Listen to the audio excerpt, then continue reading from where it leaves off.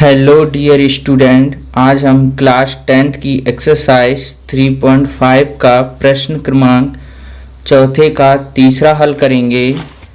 इसमें लिखा है यश ने एक टेस्ट में 40 अंक अर्जित किए।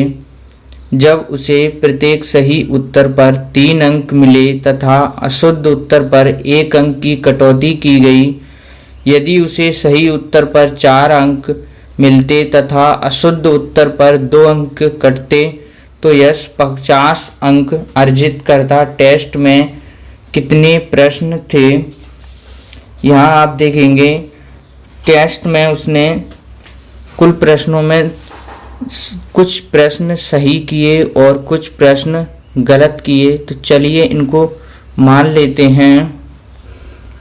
यहाँ पर आप देखेंगे हमने माना सही प्रश्नों की संख्या x व गलत प्रश्नों की संख्या y है, तो हमारे कुल प्रश्न हो जाएंगे x प्लस y। अब पहली लाइन पढ़ेंगे, यश ने एक टेस्ट में 40 अंक अर्जित किए। जब उसे प्रत्येक सही उत्तर पर 3 अंक मिले तथा अशुद्ध उत्तर पर 1 अंक की कटौती की गई। उसने क्या हुआ, हमारे कुल सही प्रश्न हैं x, उसे सही प्रश्न पर मिला 3 अंक, लेकिन अशुद्ध उत्तर पर उसके 1 अंक काट दिए गए तो माइनस हो जाएगा। देखिए 1 को y के आगे लिखा नहीं जाएगा, इसलिए क्या लिखेंगे डायरेक्ट y बराबर टोटल अंक मिलते हैं उसको 40। यहाँ पर आप ध्यान दीजिए सही प्रश्नों की संख्या हमारी x और एक सही प्रश्न के लिए उसको 3 अंक मिल रहे हैं तो x के लिए मिलेंगे 3x। गलत प्रश्न की कटौती की गई है इसलिए हमने यहाँ पर घटा दिया और हम y के आगे 1 नहीं लिखते हैं इसलिए डायरेक्ट y लिख दिया बराबर कुल अंक मिले उसको 40 को नाम दे देंगे समीकरण 1। एवं सेकंड लाइन है, यदि उसे सही उत्तर पर 4 अंक, तो ये हो जाएंगे हमारे 4x, सही उत्तर पर 4 अंक तथा अशुद्ध उत्तर पर 2 अंक की कटौती की गई तो माइनस अशुद्ध उत्तर पर की गई है 2 अंक की कटौती तो 2y बराबर टोटल उसको अंक मिलते हैं 50। ये हमारा हो जाएगा समीकरण 2। अब हम समीकरण 1 व 2 को सॉल्व करेंगे। तो आप देखिए यहाँ पर समीकरण 1 व 2 में अगर हम समीकरण 1 में 2 का गुणा कर देंगे तो हमारे y के मान बराबर हो जाएंगे। तो चलिए इसको लिखते हैं। हमने यहाँ पर लिख लिया समीकरण 1 में 2 एवं समीकरण 2 में 1 का गुणा करने पर समीकरण 1 है हमारा 3x माइनस के y बराबर 40। इसमें हमको 2 का गुणा करना है क्योंकि हमारे y के मान बराबर हो जाएंगे। अब समीकरण 2 है 4x माइनस के 2y बराबर 50। इसमें 1 का गुणा करेंगे, 2 का गुणा 3 में करेंगे 2 3 6x माइनस 2 का गुणा y में करेंगे 2y बराबर 2 का गुणा 40 में करेंगे तो ये 80। अब 1 का गुणा 4 में करेंगे तो 4x, 1 का गुणा 2 में करेंगे 2y बराबर 1 का गुणा 50 में करेंगे तो ये 50। आप यहाँ पर देख रहे हैं ये ऊपर भी माइनस है और नीचे भी माइनस है। क्या करेंगे, इनके चिन्ह समान हैं तो ये जुड़ जाएंगे, इसलिए इनको घटाने पर क्योंकि हमको इनके चिन्ह अलग अलग करना है।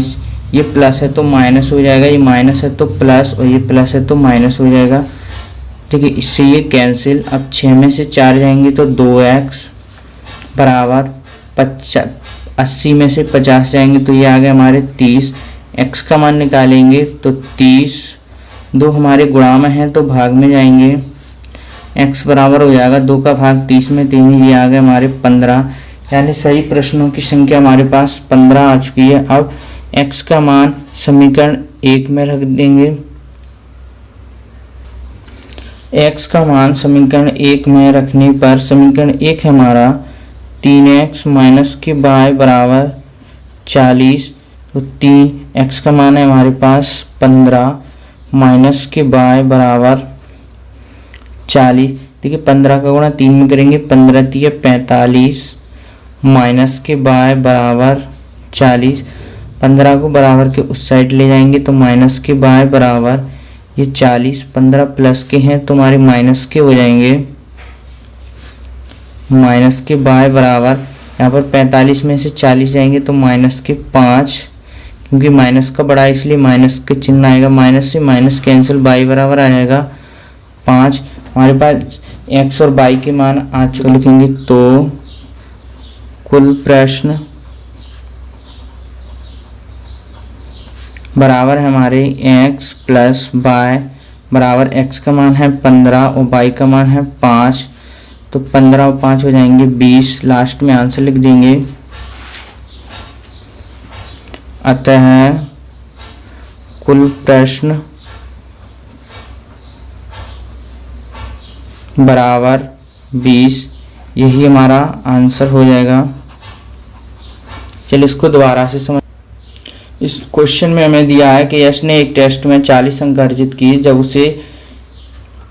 उसे सही उत्तर पर 3 अंक मिले तथा अशुद्ध उत्तर पर 1 अंक की कटौती की गई। हमने सर्वप्रथम माना सही प्रश्नों की संख्या x व गलत प्रश्नों की संख्या y है, तो कुल प्रश्न हो जाएंगे हमारे x प्लस y। अब यश को क्या गया, सही प्रश्नों के लिए उसको 3 अंक मिले और गलत प्रश्नों के लिए 1 अंक की कटौती की गई, तो उसके टोटल अंक है 40। तो ये समीकरण 1। सेकंड में दिया है सही प्रश्न के लिए उसको 4 अंक मिले और गलत प्रश्न के लिए 2 अंक की कटौती की गई। कटौती को माइनस में लिखेंगे और इसलिए और उसको 50 अंक प्राप्त हुए, तो ये समीकरण 2 हो जाएगा। समीकरण 1 व 2 में आप देखेंगे, अगर समीकरण 1 में हम 2 का गुणा कर देंगे तो ये हमारे y के मान बराबर हो जाएंगे, तो हमने यहाँ पर लिख दिया समीकरण 1 में 2 एवं समीकरण 2 में 1 का गुणा करने पर, तो यहाँ से हमारा x का मान प्राप्त होता है x बराबर 15। अब x का मान समीकरण 1 में रखेंगे तो हमारा y का मान 5 प्राप्त हो जाएगा, लेकिन हमें कुल प्रश्नों की संख्या ज्ञात करना है, तो कुल प्रश्न होंगे हमारे x प्लस y। x का मान 15, y का मान 5, तो 15 और 5 हो जाएंगे 20। अतः कुल प्रश्न बराबर 20।